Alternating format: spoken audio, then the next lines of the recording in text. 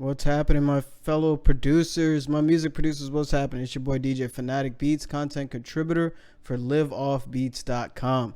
Welcome to this beat breakdown video where I go over every element in this beat right here that basically is just taken off.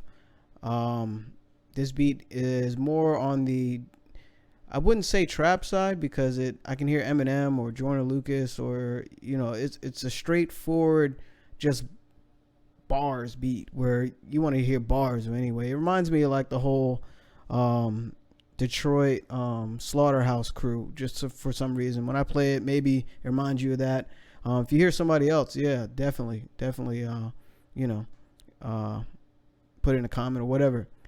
So anyway, I'm gonna break down every element and some things that I did, and hopefully it inspires you. So if you'd like to follow me, you can follow me on Instagram at DJ Fanatic Beats. That's PHANATIC, or Instagram as well at Sounds for Producers. So check it out. This first element that I started with was a loop. Sometimes I start with loops, sometimes I don't. This one actually had some nice stuff going on, and I did some chopping, and I'll show you that in a second. So anyway, I started out with this piano sound.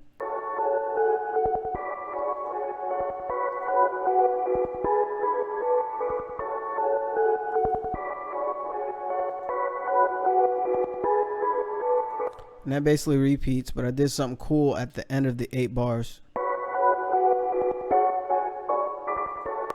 And that's actually playing, I slid the audio. What you can do is go here, and then using this tool right here, you can slide audio any way you want. It's a little trick, okay? And come up with some different things. And if I change it like this, let's just move it here and see what happens. It's a little slight difference. So anyway, you get the idea.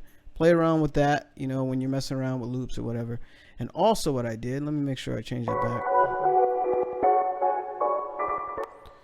Also what I did with the loop, I like to really just go crazy with loops sometimes and change it totally. And you want to get in the habit of that because you're making it your own. So I raised it up a couple semitones. Let me copy the value. I think it was 200. Let's see. Yep. And what semitones are, let's go to here, just go piano roll, is basically half steps from this note to that note. 1, 2. See what I'm saying? That is 100 cents, and that is 200 cents. So 100 cents, 200 cents. From here to here is 100 cents. And that's what half steps are. So that's a way to know like how many notes to raise a certain loop or sample. And on top of that, I also, as you can see, I did some EQing. I cut out the highs. And actually, let's turn everything off. This is what the loop sounds like. And notice it already has processing on it. It has some cool stuff going on, but I wanted to take it further. So I cut lows and cut highs just to isolate that area, the low mids, the mids, and some high mids. And then I went to gross beat and switched it up some more. What I use for gross beat, there's tons of presets out there, but I like what's in here, and then you can manipulate it. I use the basic, there's like a stutter at the end, and this is on the basic preset, and then I use the gate to kind of make it go in and out. But I turn the volume down so it's not as sharp for both of the effects. And sometimes little subtle things like that, you can make a loop or a sound just more unique. And then I add a reverb. So here it is without reverb, and add reverb.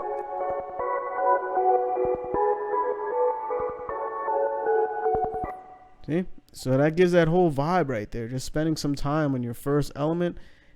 It's the foundation of the beat, like a foundation of a building or a house, or the foundation of your business. You want it strong.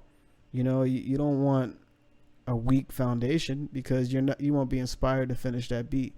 So spending a little time on your first element like that definitely can take you, a different place. So in the next element, check it out. It's a piano part that I played.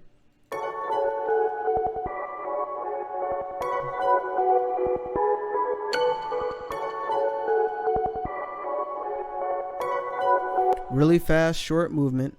Just wanted something real quick, but also very subtle in the background. The next element is like just a low part of the piano. My bad. It's actually another melody. That was a sample that I found somewhere that I basically pitched to the key and found it in, I think, Arcade.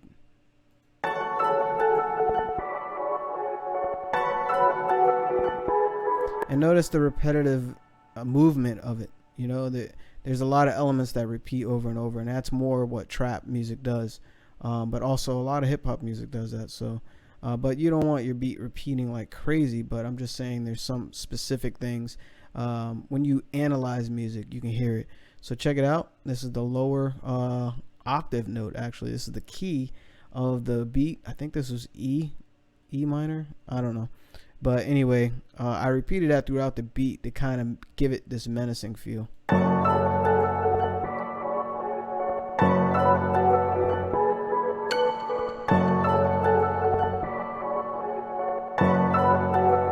So you're already feeling the vibe right there. So, and the next element here is a melody that I put in there.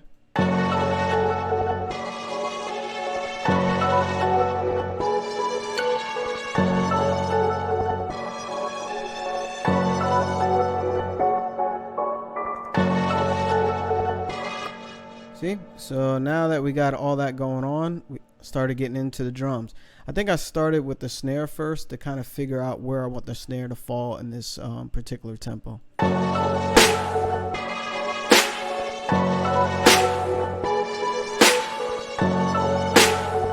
So that's where I wanted to fall at this type of tempo, 155. It's an interesting tempo for hip hop music, but this is a straightforward like bars type beat. So anyway, or Eminem or Joyner Lucas or Slaughterhouse, whatever.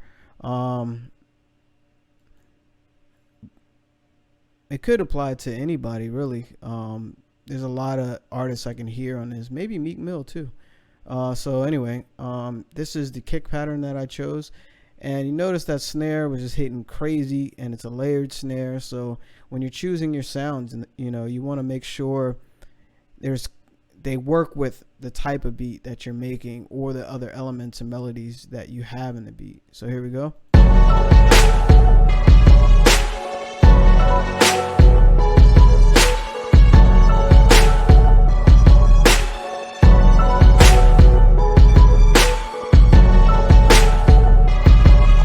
And notice I had layered snares, but both are EQ'd. Like I'm isolating specific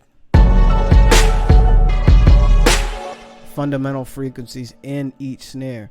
So I'm isolating those sounds and boosting them and cutting out lows. So I'm kind of crafting exactly what I want out of these snares to kind of work together, and the kick as well. Notice I'm choosing just a subtle little low mid to make the kick stand out more in the mix. And what's cool about this kick, I used Sound Goodizer and it brought out some other natural harmonics in the low end, but it also gave it just this punch that's just crazy. And that kick has some reverb built on the sound, and I thought it sounded kind of big and cool with this type of beat. So then I added a hi-hat.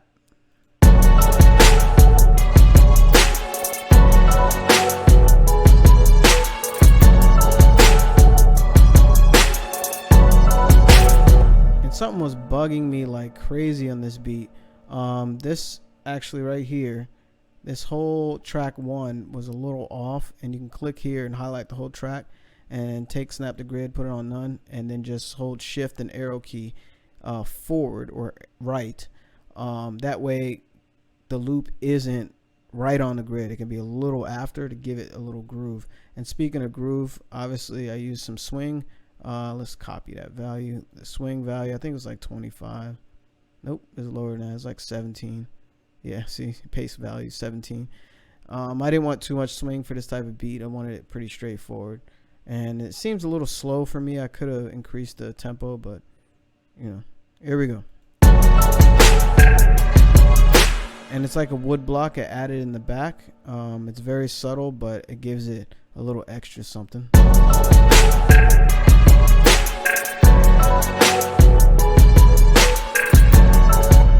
I don't even know my own beat. Forgot about that. Adding little things like that, you know, in the background just kind of gives it a little more feeling.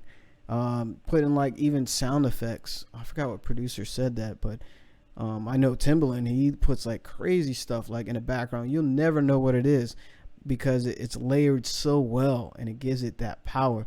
And that's kind of what I like doing with some of these beats, and that's what that little percussion element does for this beat. And I think this was like a cymbal crash. My bad. It's actually a hit, basically like a stab, like a hit where someone presses all the keys down, like a main triad of the chords or whatever. This one's actually like a string ensemble hit. I can solo it so you can hear what it is. And I added some reverb, as you can hear it tailing in there, just to make it sound bigger.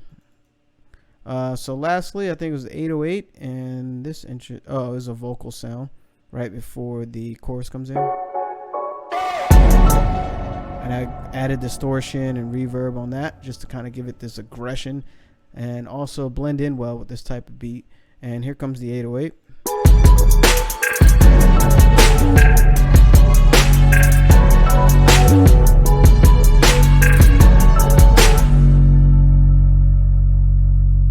And that is a long 808. Added some distortion with decapitator, and of course it is sidechained to the kick. The kick is sidechained to the 8, so that way the kick stands out over the same frequencies.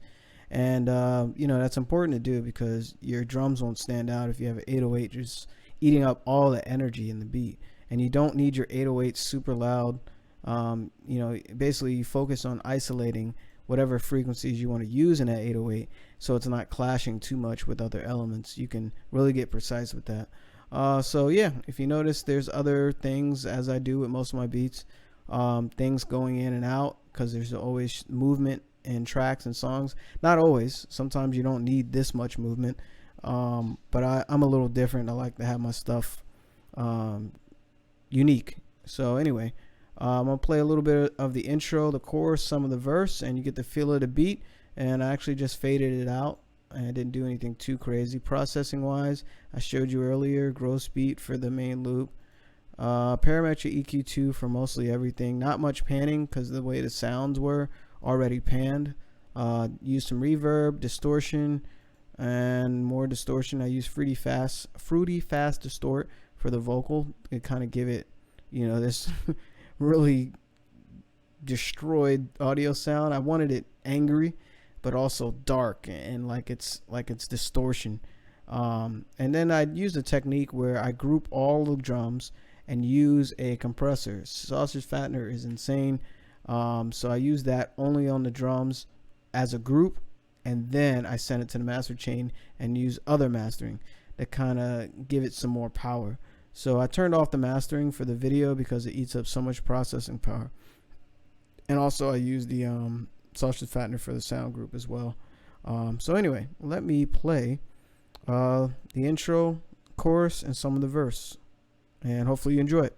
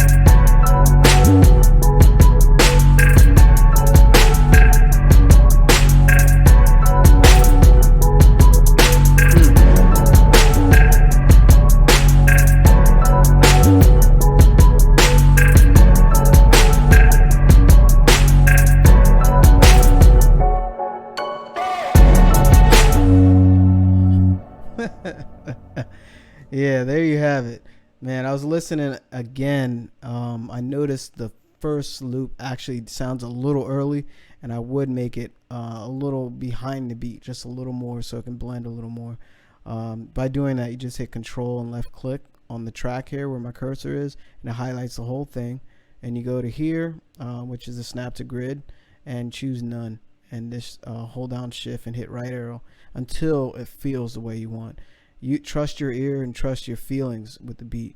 I feel that it's a little early, but you may not have noticed. Some of my more intermediate to advanced producers may have noticed.